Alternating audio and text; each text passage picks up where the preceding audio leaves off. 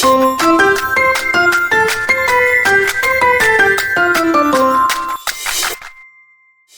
to the new lesson. For better learning, watch the video till the end because at the end of the video, you will be assigned a task to do. Stay connected. Let's go to the video.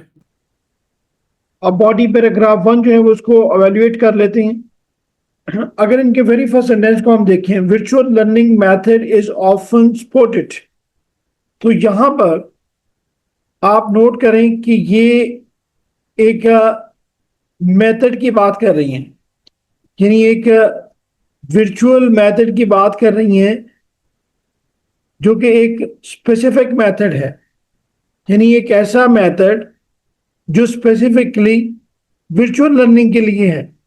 तो अब ये method जो है वो specify हो गया। तो जब कोई चीज स्पेसिफाई करनी हो तो उसके लिए हम क्या यूज करते हैं? आर्टिकल दी। तो इन्होंने इससे पहले जो है वो आर्टिकल दी का यूज नहीं किया। अब यहां पर आप नोट करें कि virtual learning method is supported by दो स्टूडेंट्स। तो supported by is not a good phrase according to the context. Context के मुताबिक ये जो फ्रेज है इनकी ये सुटेबल नहीं है, क्योंकि यहां पर बात हो रही है प्रेफर्ड की। तो इस कॉन्टेक्स्ट के हिसाब से इन्हें लिखना चाहिए था प्रेफर्ड। उसके बाद यहां पर देखिए इन्होंने लिखा है माइट हैव सोशल फियर। अब सोशल फियर जो है वो एक रॉन्ग कॉलोकेशन है। सोशल एंजाइटी जो है वो नेचुरल कॉलोकेशन है, तो इन्हें सोशल एंजाइटी जो है वो यूज करना चाहिए था। और दूसरा might have social fear, might की जगह इन्हें लिखना चाहिए था एक्सपीरियंस सोशल एंजाइटी। उसके बाद सेंटेंस 2 को अगर हम देखें, virtual learning enable students and teachers all around the world to connect despite place और टाइम। अब आप यहां पर देखें कि इन्होंने यूज किया है डिस्पाइट प्लेस और टाइम। डिस्पाइट प्लेस और टाइम की जगह पे इन्हें जो है वो राइट करना चाहिए था रिगार्डलेस ऑफ टाइम और लोकेशन। सेंटेंस 3 को अगर हम देखें तो सेंटेंस 3 में इन्होंने परहैप्स का यूज किया है। यहां पर कॉन्टेक्स्ट के हिसाब से इन्हें लिखना चाहिए था हाउएवर। उसके बाद इन्होंने लिखा है माइट लीड्स, जो कि माइट जो है वो पॉसिबिलिटी को कम करता है। So for the strong possibility she should use can lead, might lead to connectivity issues, communication barriers, and lack of personalized attention between students and the teacher. अब देखें स्टूडेंट्स के लिए जो है वो यानी ये स्टूडेंट्स के लिए जनरली बात कर रही है, तो इस यहाँ पर इन्होंने दी का यूज नहीं किया, जो कि बिल्कुल करेक्ट है। लेकिन नेक्स्ट जो है वो इन्होंने टीचर्स के साथ जो है वो दी का यूज कर दिया, जो कि रॉन्ग यूज है। तो यहां पर इन्हें दी का यूज जो है वो नहीं करना चाहिए था।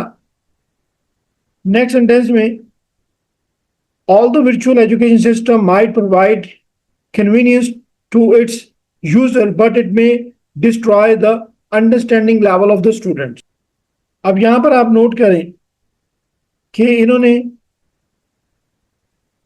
वर्ड ऑल्दो और बट को एक ही सेंटेंस में जो है वो यूज कर दिया, और दूसरा जो है वो इन्होंने यूज किया है phrase destroy the understanding level. तो ये एक ऑकवर्ड फ्रेज है, destroy the understanding level.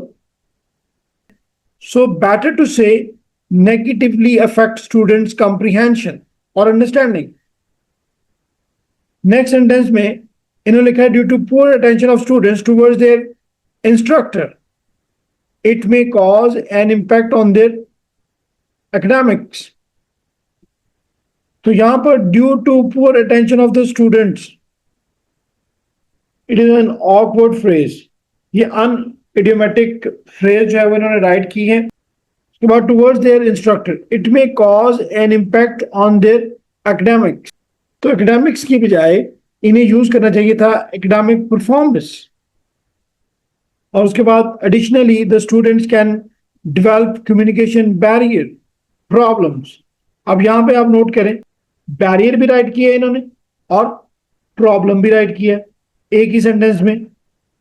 Communication barrier problems को रिप्लेस करके ये लिख सकती थी कम्युनिकेशन प्रॉब्लम्स, क्योंकि बैरियर भी तो प्रॉब्लम्स ही होते हैं ना। तो बैरियर और प्रॉब्लम का एक साथ यूज करके इन्होंने जो है वो फ्रेज को ऑकवर्ड कर दिया। और नेक्स्ट लिख दिए which will result in poor understanding in them.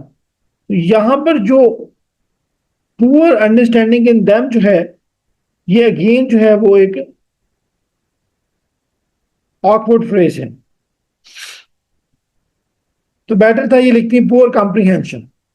उसके बाद इनकी एग्जाम्पल जो है वो देख लेते हैं। For example during the pandemic of 2020 many students failed their exams due to online system। यहां पर आप नोट करें कि वर्ड पैंडेमिक का यूज जो है वो इन्होंने पहले किया है और ईयर जो है वो इन्होंने बाद में लिखा है। तो इन्हें जो है वो राइट करना चाहिए था 2020 पैंडेमिक, जो कि मोर नेचुरल है। तो ये था इनका बॉडी पैराग्राफ 1। अब जो है वो इनका बॉडी पैराग्राफ 2 जो है वो उसको एवेल्युएट कर लेते हैं। Before you go, here is a task for you to do.